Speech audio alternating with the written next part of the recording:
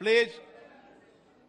माननीय सदस्यगण, नई दिल्ली में G20 शिखर सम्मेलन के सफल आयोजन के लिए पूरे देश को बधाई देते हुए मुझे बेहद खुशी है भरी है। इस आयोजन की सफलता ने प्रत्येक भारतीय को गर्व से भर दिया है।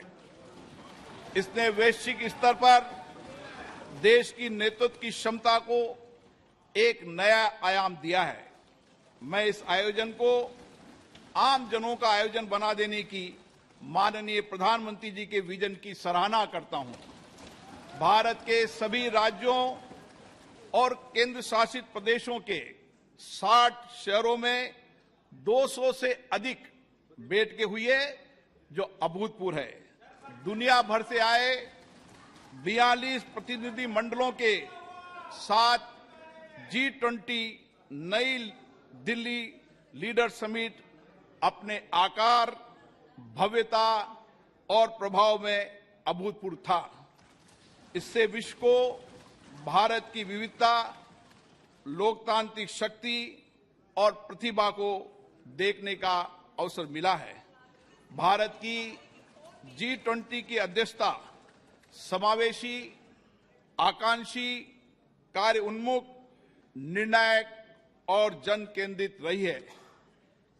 G20 नेताओं के शिखर सम्मेलन में लिए गए निर्णय परिवर्तनकारी हैं और ये आने वाले दशकों में वैश्विक व्यवस्था को नया रूप देने में सहायक होंगे। माननीय प्रधानमंत्री जी के विजन और मार्गदर्शन में G20 नई दिल्ली लीडर्स समिट घोषणा पत्र को सर्वसम्मति से अपनाया गया और संवेदनशील मुद्दों पर भी सबकी सहमति बनी। विश्व स्तर पर यह स्वीकार किया गया है कि भारत के नेतृत्व एवं सक्रिय प्रयासों के कारण वैश्विक उत्तर दक्षिण के बीच दूरी के पाटने और पूर्व पश्चिम ध्रुवीकरण को नियंत्रित करने में सफलता मिली है। ये विश्व में भारत के ऊंचे कद और बढ़ती प्रतिष्ठा तथा इस सरकार द्वारा पिछले 9 वर्षों में किए गए कार्यों को दर्शाता है।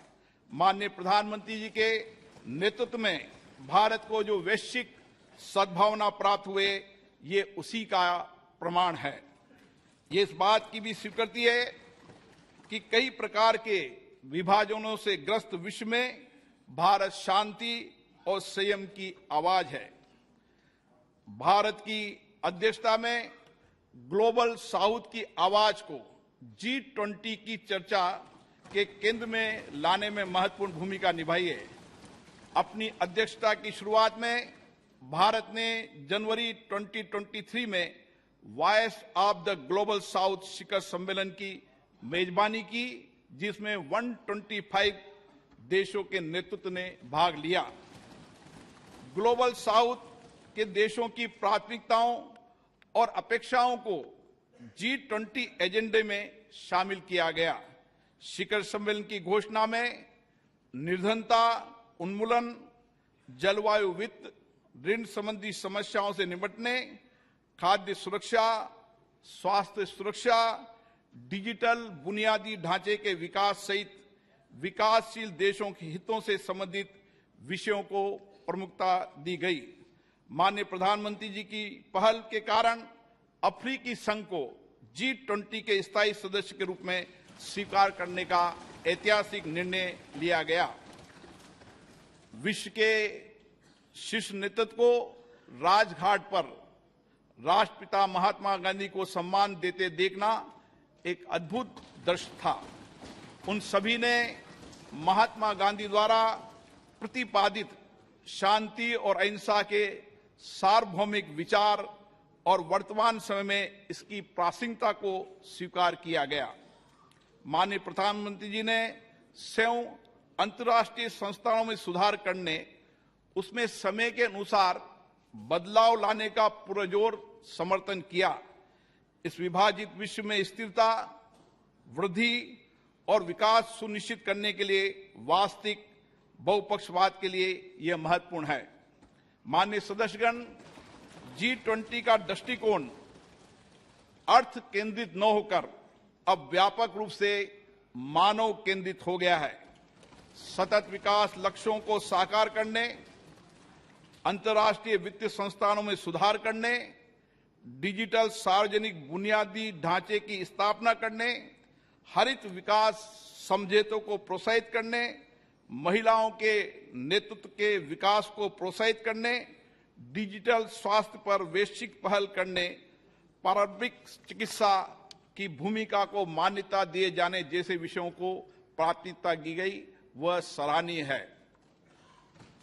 G20 शिखर सम्मेलन के प्रमुख परिणामों में अंतर्राष्ट्रीय अर्थव्यवस्थाओं को अधिक सक्रिय करना, विकास के लिए अधिक संसाधनों की उपलब्धता, पर्यटन का विस्तार, विश्व स्तर पर कार्य के अवसर, मोटे अनाज के उत्पादन और उपभोग के माध्यम से सुदृढ़ खाद्य सुरक्षा, कौशल की कमी और गतिशीलता की समस्या का समाधान करना, ग्लोबल वैल्यू चेन की मैपिंग, MSME की सहायता करना और जैव ईंधन के लिए प्रतिबद्धता शामिल है।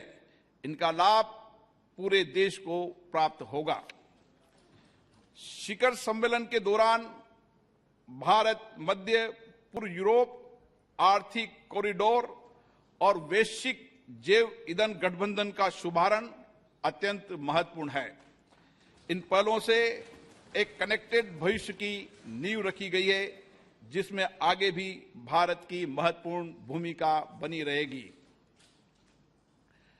पर्यावरण समर्थन के लिए लाइफ संबंधी उच्च स्तरीय सिद्धांतों को अंगीकृत किए जाने और जलवायु संबंधी लक्ष्यों को पूरा करने के लिए जलवायु वित्त और निवेश में बड़े पैमाने पर वृद्धि की आवश्यकता को विकसित देशों द्वारा स्वीकार किए जाने से इस क्षेत्र में भारत का नेतृत्व स्पष्ट रूप से प्रदर्शित हुआ है। भारत की अध्यक्षता में महिलाओं और आपदा जोखिम को कम किए जाने के बारे में G20 कार्य समूह के गठन के साथ साथ स्टार्टअप पर एक नए G20 की स्थापना के रूप में नई उपलब्धि दर्ज की गई है।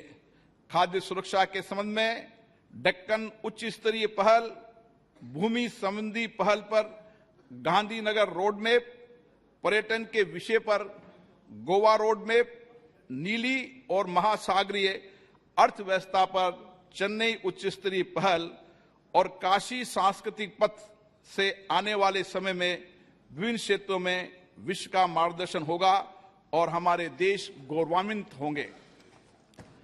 अगले माह हमारी संसद को हमारे G20 अध्यक्षता के क्रम में पार्लियामेंट P20 फोरम की मेजबानी करने का सम्मान मिलेगा। मैं इस प्रतिष्ठित सभा के प्रत्येक मान्य सदस्यों से अनुरोध करता हूं कि वे लोकतंत्र की जननी भारत की भूमि पर पूरे विश्व का स्वागत करने और वसुदेव कुटुंबकम, एक पृथ्वी एक परिवार एक भविष्य के मिशन को आगे बढ़ाने में शामिल हो। मुझे विश्वास है ये सभा इस ऐतिहासिक उपलब्धि पर माननीय प्रधानमंत्री जी के नेतृत्व की सराहना करने, भारत के लोगों को उत्साह बढ़ाने और सभी संगठनों और व्यक्तियों के योगदान को सराहना करने में मेरा साथ देगी। श्री सुनील कुमार सिंह,